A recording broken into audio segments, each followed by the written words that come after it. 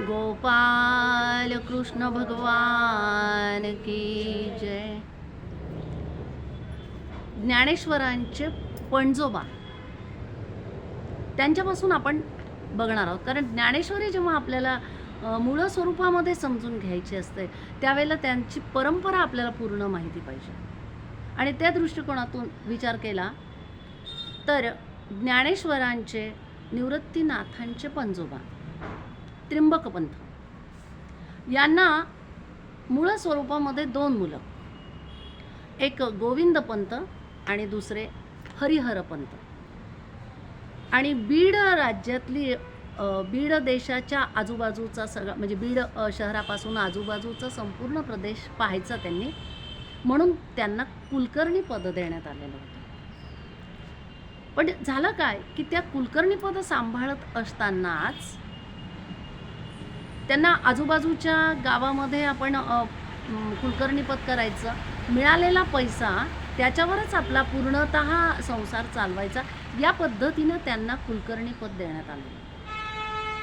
पण झालं काय की काही दिवसानंतर परकीय आक्रमण झालं आणि त्याच्यामध्ये या हरिहर पंताला सांगण्यात आलेलं होतं की तू संपूर्ण राज्य म्हणजे तिथला आजूबाजूचा कारभार पहा.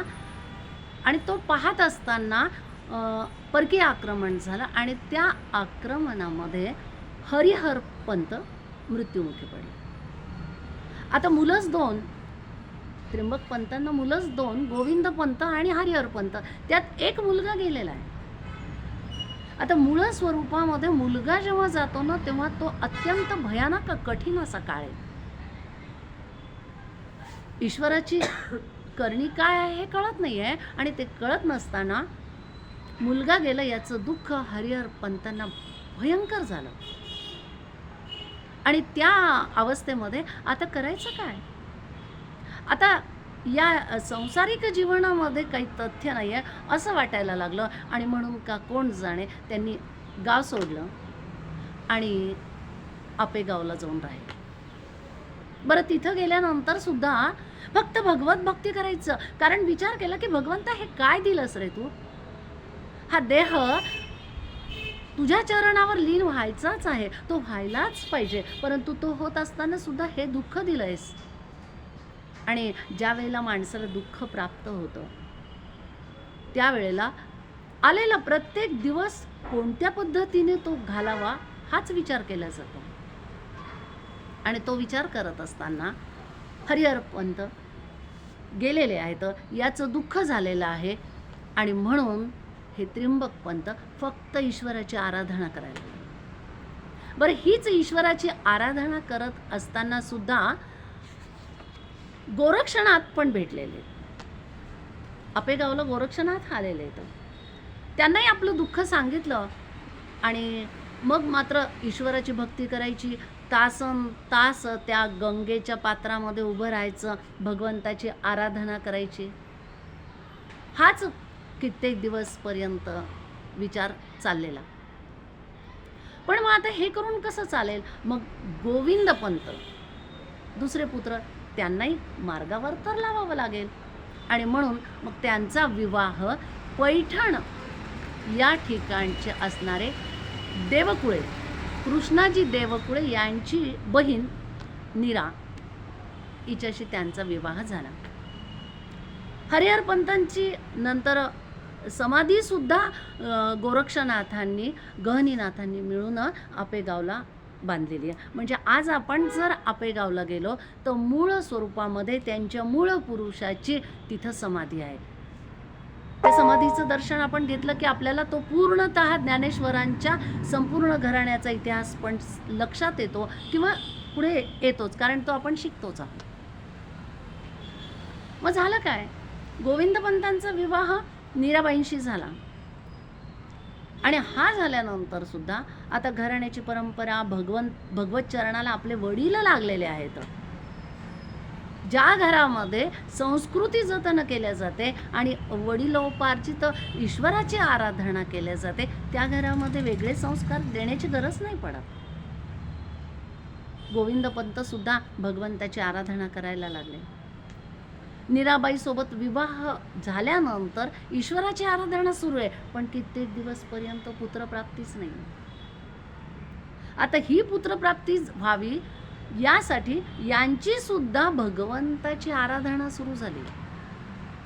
पण हे गोविंद पंत भगवंताची आराधना करत असताना साधी सुधी करायची नाही.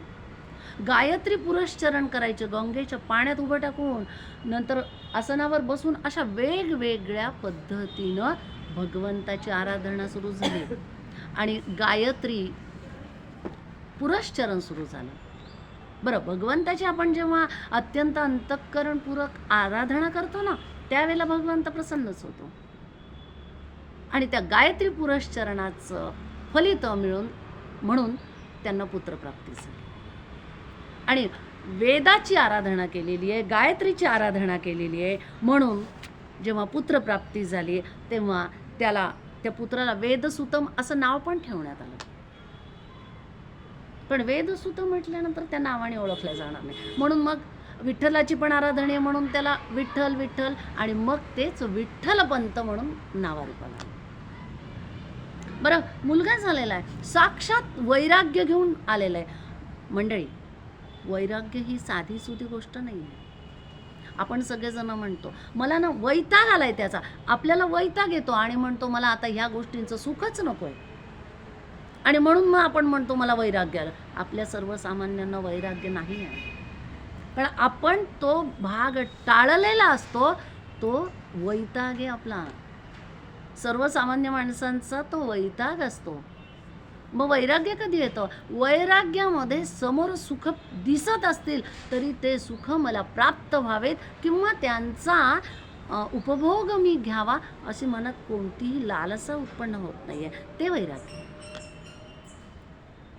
गोविंदपंत तर साक्षात ही आराधना करत असल्या कारणानं त्यांच्या पोटी जन्माला आलेला मुलगा उपजतच वैराग्य घेऊन आलेले आहेत, आणि म्हणून विठ्ठलाची आराधना आहे, विठ्ठलपंत नावच झालेलं आहे. बरं, वेदाध्ययन झालेलं आहे. लहानपणीच वडिलांची एवढी आराधना असल्या कारणाने वडिलांकडूनच विठ्ठलपंत आणि वेदाचं शिक्षण घेतलं, व्याकरण शिक्षण झालं, भाषाचं पूर्ण शिक्षण झालं. आणि ते शिकत असताना आता विठ्ठलपंताच्या मनामध्ये यायला लागलंय काही झालं तरी तीर्थाटन केलं पाहिजे, तीर्थयात्रेला गेलं पाहिजे. आता तीर्थयात्रेला गेलं पाहिजे हा विचार मनामध्ये आला, आणि आज वडिलांच्या चरणावर नतमस्तक होऊन त्यांनी सांगितलं, मातेलाही सांगितलं की आपण दोघांनी मला आज्ञा द्यावी, मला तीर्थयात्रेला जायचं. बरं, मुलगा स्वतःच तीर्थयात्रेला म्हणतोय. बरं बाळा, काहीच हरकत नाही आहे. आईवडिलांनी परवानगी दिली आणि आता तीर्थयात्रा सुरू झाली. बरं, हीच तीर्थयात्रा कुठं झालेली आहे? तर सगळ्यात आधी मनामध्ये विचार आला, पश्चिमेला द्वारका बेट आहे, तिथं कृष्ण परमात्म्याचं दर्शन घ्यावं म्हणून द्वारकेला गेले. कृष्ण परमात्म्याचं दर्शन घेतलं आणि ते दर्शन घेतल्यानंतर पुन्हा विचार आला की त्याच मार्गाने आपण जवळ असणाऱ्या सोरटी सोमनाथचं दर्शन घ्यावं. सोरटी सोमनाथचं दर्शन घेतलं, भालुका तीर्थावर आले. भालुका तीर्थावर ज्या ठिकाणी पांडवांनी प्रत्यक्षामध्ये श्रीकृष्ण परमात्म्याची भेट घेतलेली होती आणि मुचकुंदाचा अवतार पण तिथंच, गुहा तिथंच आहे, त्या ठिकाणी भालुका तीर्थाचं दर्शन घेतलं. हे सगळे दर्शन झालेले आहेत. आणि मग आज आपण त्याला पोरबंदर म्हणतो, त्या पोरबंदरचं त्या ठिकाणी भालुका तीर्थ जवळपासच, त्या ठिकाणी तेही दर्शन झालं. आणि ते दर्शन घेतल्यानंतर मनामध्ये विचार आला, आता तीर्थाटन करत करत आपण नाशिक त्र्यंबकेश्वरच्या जवळ, नाशिक त्र्यंबकेश्वरामध्ये आले. आणि ते वैराग्य प्रत्यक्ष भगवंताने बघितलं बरं का. आणि भगवंतानी विचार केला की आपल्याला जर जन्म घ्यायचा असेल तर यांच्याच पोटी जन्म घ्यावा. त्या ठिकाणी नाशिक त्र्यंबकेश्वरांना ही इच्छा झाली. आणि पुढे निवृत्तीनाथ जे आलेले आहेत ते ईश्वराचा अवतार, त्र्यंबकेश्वराचा अवतार, शंकराचा अवतार निवृत्तीनाथ. तो पुढे भाग आपल्याला येईलच. परंतु नाशिक त्र्यंबकेश्वरचं दर्शन झालं, कुशावर्ताचं स्नान झालं, या सगळ्या ठिकाणचं दर्शन घेतलं. कराडला गेले, त्या ठिकाणी तीच तीर्थयात्रा करत करत करत त्या मार्गाने आता मनामध्ये विचार आलेला आहे की आपण आळंदीला जावं, पांडुरंगाचं दर्शन घ्यावं आणि तिथून आळंदीला जावं. याच पद्धतीने आळंदी मार्गाने चाललेले आहेत. पांडुरंगाचंही दर्शन झालं आणि आळंदीला आलेले आहेत. आळंदीला आल्यानंतर बऱ्याच भागामध्ये आपण तीर्थाटन केलेलं आहे, बराच थकवा जाणवतो. तो थकवा घालविण्यासाठी म्हणून विठ्ठलपंत एका सिद्धेश्वराचं मंदिर आहे, तिथं त्या सिद्धेश्वराच्या पारावर बसलेले आहेत. आराधना सुरू आहे आणि तीच आराधना सुरू असताना त्याच आळंदी गावामधले सिद्धोपंत आज दर्शनाला आलेले. त्यांनी बघितलं आणि म्हणतात, अरे एवढी शांत निरामय अशी मूर्ती, केवढं वैराग्य ते, चला यांचं आपण दर्शन तर घेऊया. सिद्धोपंतांनी विचार केला, त्यांच्या जवळ गेले आणि मूर्ती लहान दिसते पण वैराग्य मात्र चेहऱ्यावर झळकतंय, केवढं ते तेजपुंज वैराग्य आहे. आणि मनात विचार आला की काही झालं तरी माझ्या कन्येसाठी याच पद्धतीचा जावई मला पाहिजे. आपल्या कन्येसाठी अगदी उच्च प्रतीचं वैराग्य असणारा जावई जणू काही भगवंतानीच दाखवून दिलेला आहे. मनात एक छटा उत्पन्न झाली आणि मग वार्तालाप सुरू झाला. सिद्धोपंत विठ्ठलपंतांशी वार्तालाप करताना विचारताय, कुठले कोण आपण? त्यावेळेला वृत्तांत सगळा सांगितलेला आहे की आपेगावून आलेलो आहे, तर तीर्थाटन करावंसं वाटतंय. ही संपूर्ण ठिकाणची तीर्थयात्रा झालेली आहे. आता आळंदी आणि पंढरपूरचं दर्शन घेऊन रामेश्वरला जाण्याचा विचार आहे. किती सुंदर पद्धतीनं तो वार्तालाप झालेला आहे. तो ऐकत असताना विठ्ठलपंतांना सहज सिद्धेश्वर म्हणतात, आमच्या घरी आपले पाय लागले तर फार बरं होईल. छे छे छे छे, अहो या मंदिरात या पारावर मला अत्यंत शांत आणि निरामय असं वाटतंय. नाही, आदरातिथ्य करण्याची आमची इच्छा आहे. आपण आमच्या घरी आलात तर फार बरं होईल. आपण फार आग्रहच करतायत तर हरकत नाही, आम्ही आपणाकडे येऊ. विचारणा झाली, वार्तालाप झाला आणि आज संध्याकाळी विठ्ठलपंत सिद्धोपंतांच्या घरात आलेले. सिद्धोपंतांनी आपल्या पत्नीशी वार्तालाप करून सांगितलेलं की एक वैराग्य संपन्न अशी मूर्ती आहे, आपल्या घरी येत आहेत, आदरातिथ्यात कमी नको हा पडायला. पत्नी पण सांगते जाईल, अहो तुम्ही काहीच काळजी करू नका, पण गोड गुपित असं सांगतो की मला माझ्या मनामध्ये विचार आहे. फक्त पत्नीला बोलून दाखवलेला आहे. कारण संसार करत असताना पती पत्नीचा एकमताचा वार्तालाप झालेला सिद्धांत तो पुढे तसाच येतो. पती पत्नीचं एकमत असेल तरच तो संसार आहे ना. वार्तालाप झाला आणि जेवण वगैरे झालं, पण त्याच मनात आलेला विचार, पण त्याच रात्री पडवीमध्ये बाहेरच्या बाजूला त्यांची शय्या मांडलेली आहे विठ्ठलपंताची, ते गाढ निद्रेत आहेत. परंतु आत सिद्धोपंत आणि शांत निरामय झोपलेले असताना प्रत्यक्षात पांडुरंगानं स्वप्न दृष्टांत दिला आणि फक्त सांगितलेलं आहे की आपली कन्या, नाव तिचं मीनाक्षी आहे, आपल्या कन्येचा विवाह आपण ज्यांना आदरातिथ्यासाठी बोलवलेलं आहे त्या विठ्ठलपंतांशी करून द्यावं. एकदम जाग आली, विचार केला, माझ्या मनामध्ये होतं म्हणून मला हे स्वप्न पडलं का खरंच भगवंताचा असा आदेश आहे. केवढा आनंद झाला, कारण भगवंता तुझीच कृपा म्हणून तर स्वप्नदृष्टांत देऊन मला तू हे सांगितलंयस. झालं, केवढा आनंद झाला. पहाटे उठले, विठ्ठलपंतांजवळ गेले आणि त्यांना सांगतायत, सांगू तुम्हाला एक वार्तालाप आपणाशी करायचं. अहो काल प्रत्यक्षात विठू माऊलीनं स्वप्नात येऊन मला एक संदेश दिलाय, आदेशच म्हणा ना थोडक्यात. आणि त्यांनी सांगितलंय की माझ्या कन्येचा आपल्याशी विवाह करा. छे छे छे छे छे, अहो असं काही बोलू नका. मी विवाहासाठी किंवा कन्या शोधार्थ निघालेलो नाही आहे. मला तीर्थाटन करायचं आहे. आणि खरं सांगू का, भगवंताचा आदेश मी टाळणारा नाही आहे, पण भगवंताने आदेश आपल्याला दिला. मला जर तो दिला असता तर मी मांडला असता. मी आज तुम्हाला नाही म्हणत नाही आहे, पण होकार सुद्धा देऊ शकत नाही. दोघांमध्ये त्याच पद्धतीचा वार्तालाप झाला. जेवणं खाणं झाले, दिवस निघून गेला. आज संध्याकाळ झाली आहे. संध्याकाळी कालचीच परिस्थिती आहे. बाहेरच्या पडवीमध्ये विठ्ठल पंतांची शय्या आहे आणि आतल्या भागामध्ये ही गृहस्थ मंडळी त्यांच्या भागामध्ये निद्रा केलेली. परंतु विठ्ठल पंतांनी विचार केला की आज भगवंताने मला काही आदेश दिला तर ठीक आहे, पण भगवंतालाही खराच आदेश द्यायचा होता. आज पडवीच्या बाहेर भगवंत आले जणू काही, आणि विठ्ठल पंतांना आज प्रत्यक्षात स्वप्नदृष्टांत झाला आणि प्रत्यक्ष पांडुरंगाने स्वप्नात येऊन सांगितलेलं आहे की यांच्या कन्येशी तुझा विवाह व्हावा. निद्रा जागी झाली.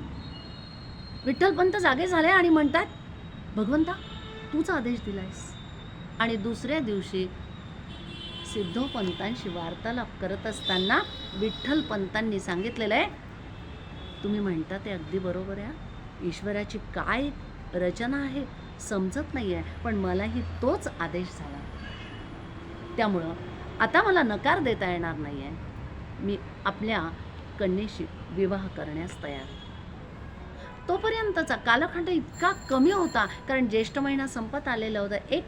एक ते दोन अशा विवाह मुहूर्त राहिलेले होते. प्रत्यक्षामध्ये सिद्धोपंतांनी विचार केला की आपण आपेगावला निरोप तर देऊ शकत नव्हतो. आजच्या कालखंडामध्ये आपण फोनवर लगेच निरोप देऊ शकतो, लगेच येणं सुद्धा शक्य आहे. पण तो कालखंड तसा नव्हता. मजल दरमजल करत करत यावं लागत होतं. आणि तीर्थाटनासाठी निघालेले विठ्ठलपंत तर एकटे निघालेले होते. हरकत नाही, लग्नघटिका आणि मुहूर्त जर जवळ असेल तर हरकत नाही, तुम्ही जे कराल ते मला मान्य आहे. मान्यताही दिली. अगदी चांगला मुहूर्त तो होताच. त्या मुहूर्तावर 4-2 ब्राह्मणांना बोलवलं आणि सालंकृत असं दोन्ही बाजूंनी सिद्धोपंतांनी खर्च करून अत्यंत सालंकृत असं कन्यादान केलं. आणि कन्यादान झाल्यानंतर आता पुढे तीर्थाटनाला जायचं आहे विचार केला आणि तीर्थाटनालाही गेले. तिथून वापस आले आणि आल्यानंतर मात्र रामेश्वरला गेले. तिथून आल्यानंतर मात्र सिद्धोपंतांशी वार्तालाप करून सांगते झालेले, काही असो आई बाबा मात्र माझी वाट पाहत असतील, आपल्याला जावं लागेल. नाही, एकट्यांना आम्ही पाठवणार नाही. आता आम्ही सुद्धा आमच्या व्याह्यांची आणि विहीनबाईंची भेट घेण्यासाठी येऊ. वार्तालाप झाला.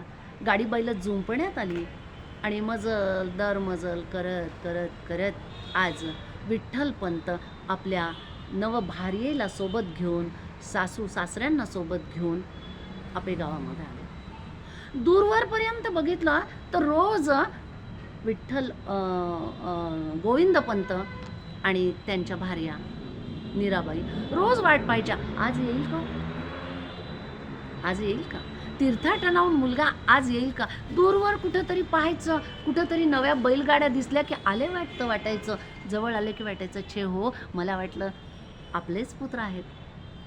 दर दिवशी हेच व्हायचं, कारण त्या कालखंडामध्ये स्वारी कधी वापस येईल याचा निरोप तर असणारच नव्हता. आणि आज मीराबाई अगदी आपलं काम आटोपून बघतायत. अहो बैलगाड्या दिसतायत, घुंगुरमाळा सुद्धा दूरवर वाजतायत. कुणीतरी आलं वाटतं गावात. मला वाटतं आपल्याकडेच गाडी आली असेल का. एवढ्या आनंदानं मीराबाई समोर बघतायत आणि ती गाडी इकडच्याच भागात येत आहे. तेव्हा सहज गोविंदपंत म्हणता, हो जरा उठा तर बघा बघा, गाडीचा आवाज सुद्धा इकडंच येतोय. आपल्याच घरी येत असेल का, आपलेच पुत्र येत असतील का. केवढा आनंद होतोय. करता करता गाडी जवळ आली आहे आणि जवळ आल्यावर आश्चर्य वाटून बघतायत, कारण सगळे अनोळखी दिसत आहेत. हळूच बघितलं, आई बाई, विठ्ठलपंत दिसत आहेत, बरोबर कुणीतरी पाहुणे पण आलेले दिसत आहेत, बरं केवढं ते नशीब. एवढ्या आनंदानं स्वागत केलेलं आहे. स्वागत केलं आणि स्वागत करताना बघतायत तर विठ्ठलपंत समोर येत आहेत. त्याबरोबर ते म्हणतात, माँसाहेब अहो बरोबर भार्या आहे. भार्या आणि हे आई वडील आहेत. वार्तालाप झाला, सांगितलंय की पुढं कसा विवाह झाला ते आम्ही आपल्या समोर आल्यानंतर सांगू, परंतु ही आपली सूनबाई आहे. सूनबाई आहे म्हटल्यानंतर बघा मंडळी, आज आपण आपल्यासारखे सर्वसामान्य विचार काय करतो, माझ्या मुलाने तीर्थाटनाला जातो म्हणून गेलेला आहे आणि येताना बायकोला सोबत आणलेलं आहे, छे मला विचारलंच नाही आहे.